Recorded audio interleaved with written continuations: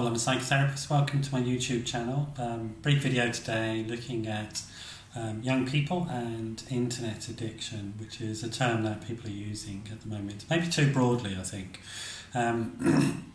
There's pros and cons to the internet, to Facebook and all the sort of social media sites and Skype, etc. Some of them are risky. Omegle is one of them.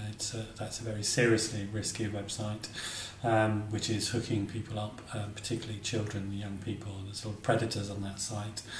So I'd watch out for that one.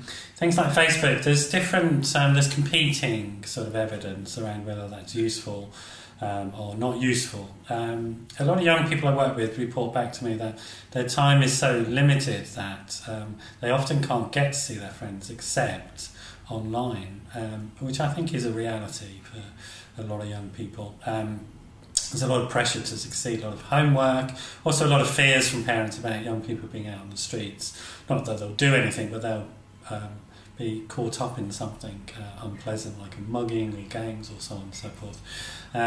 So I think there's a reality to that, and maybe as parents we need to think about that, how we supervise our children, how much pressure we put upon them, and how we might facilitate sort of face-to-face contact, because certainly the young people I know, they want to be able to sort of socialise together in person, but they are finding it difficult.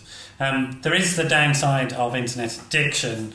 A lot of that revolves around gaming and pornography use.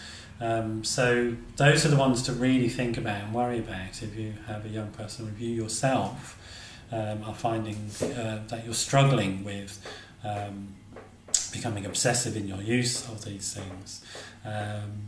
The sort of porn itself can be sort of very damaging neurologically, and in terms of your sex life as well. It's not a good idea to go anywhere near it, to be honest. I don't think it's particularly healthy in any way. And gaming, similarly, you need to be sort of aware of some of the issues. So some of the signs and symptoms, or maybe some of the risk factors first. If you have any of these risk factors, think about your use of the internet, in particular gaming and pornography use. If you suffer from anxiety or depressed, if you have other addictions that you're in recovery from, that's a really big one to look out for.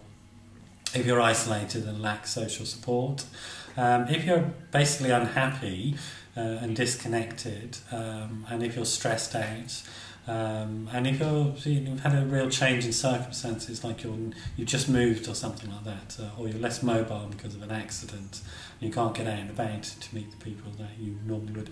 Those are all risk factors that you may become too dependent on things. And generally, addiction is about trying to sort out life's problems through a substance or an activity or a behaviour, rather than seeking help from a human being, another person, and sharing your vulnerabilities with them.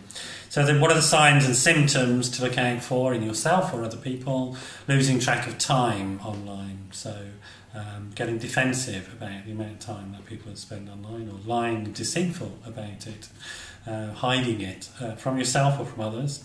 Isolation from family and friends, and that's a sort of significant thing to look at in all addictions, really.